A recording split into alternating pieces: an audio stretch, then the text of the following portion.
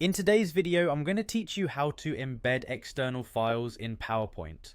Whether you're preparing a presentation that requires additional documents, spreadsheets, or other file types, embedding these into your slides can make your presentation more seamless and efficient.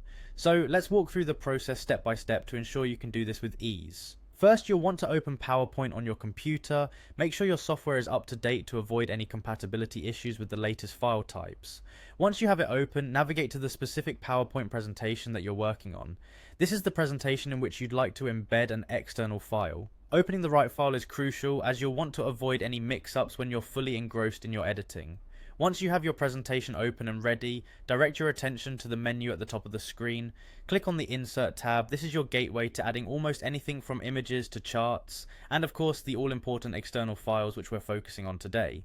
Under the Insert tab, locate and click on the Object button. This feature is specifically designed to allow you to insert data and files from other programs directly into your slide, making it an indispensable tool for those times when you need to integrate multiple types of media or documents into your presentation. When you click on the Object button, a dialog box will pop up. In this dialog, you will see several options. For embedding an external file, you'll want to select Create New File.